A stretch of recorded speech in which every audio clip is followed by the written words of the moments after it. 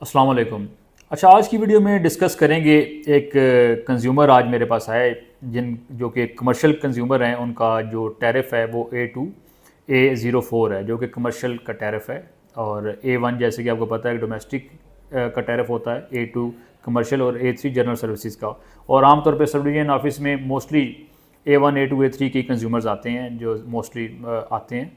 तो आज एक कंज्यूमर हमारे पास आए तो उनका शिकवा ये था कि उनकी ज़ीरो यूनिट्स हैं और कोई भी कंजम्पशन नहीं है, एक मीटर एक यूनिट भी नहीं चला, लेकिन उनका बिल आ गया है 1402 रुपये, 1402 रुपीज़ उनका बिल आया है। तो इस पर काफ़ी उनका इस्तफसार था कि जी ये कैसे आ सकता है, ये तो जुल्म है। तो मैं इसको डिफ़ाइन करना चाहूँगा। इसी तरीके से इस बिल में जो असल चीज़ है वो बेसिकली इसमें फ़िक्स जो चार्जेज़ हैं या मीटर रेंट वाले सेक्शन में जो पैसे लिखे हुए हैं, असल डिफरेंस यही क्रिएट कर रहे हैं। इससे पहले ये कम थे। मैं इससे पहले एक वीडियो में ये चीज़ें डिफ़ाइन कर चुका हूँ, जिसमें डिफरेंट डोमेस्टिक स्लैब्स में भी ये फ़िक्स टैक्स लगाए जा चुके हैं। 200 से 300 तक है तो डिफरेंट टैक्स है, 300 से 400 के दरम्यान तो डिफरेंट टैक्स है, फ़िक्स चार्जेस का टैक्स है। ठीक है, फ़िक्स चार्जेस हैं। तो वो उसका लिंक भी मैं डिस्क्रिप्शन में दे दूंगा, आप वहाँ से उसको देख सकते हैं। और अभी इस बिल को डिस्कस कर लेते हैं कि इसमें 1402 रुपये कैसे आ गए।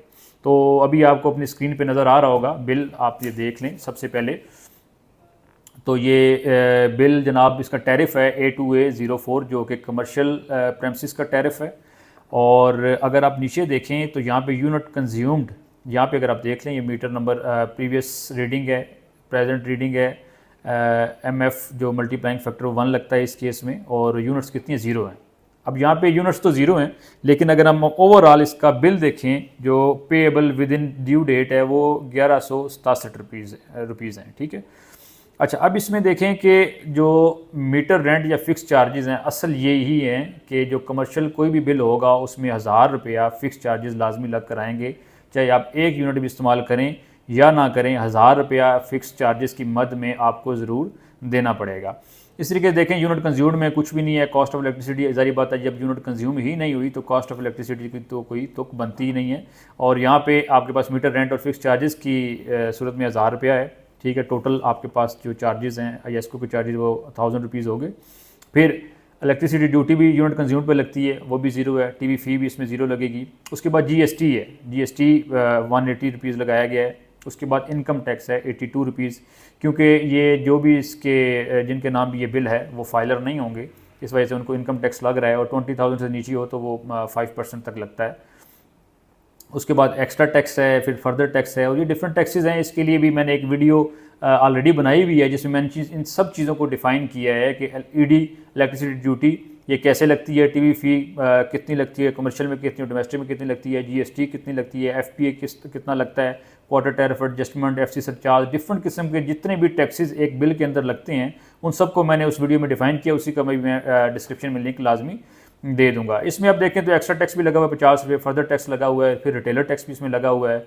तो तमाम ये मिलाकर आपके पास जो पैसे बन रहे हैं वो टोटल करंट बिल कितना बन रहा है 1402। और पिछले इनके एरियर माइनस में चल रहा है, किसी वजह से चल रहा होगा, कुछ पेमेंट इन्होंने इजाफी कर दी होगी या कुछ और इसमें चीज़ हो सकती है जिसकी वजह से एरियर इनका -235 आ रहा है।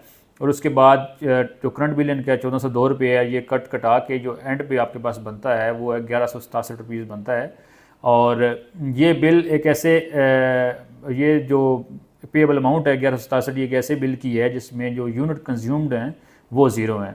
तो इस पे काफ़ी जो हमारे कंज्यूमर थे वो झगड़ा कर रहे थे, लेकिन उनको डिफ़ाइन ये कर दिया। इससे पहले भी मैं एक वीडियो में बता चुका हूँ कि फ़िक्स टैक्सेस लगाए जा रहे हैं और वो कितनी स्लैब पे कितना टैक्स लग रहा है। अगर वो देखना चाहें तो मैंने उसके लिए वीडियो डिस्क्रिप्शन में दे दी है, तो आप उसको ज़रूर देखिएगा। और इसी तरह के अगर आपने कोई अपडेट्स हो, कोई क्वेश्चन हो किसी किस्म का वापडा से रिलेटेड, तो आप ज़रूर मुझे कमेंट्स में बताइएगा और इंशाल्लाह मैं आपको ज़रूर रिप्लाई करूँगा। अगर आपको वीडियो अच्छी लगी है तो आप लाजमी मेरे चैनल को सब्सक्राइब भी करें, लाइक भी करें और शेयर भी कीजिएगा। Thank you so much.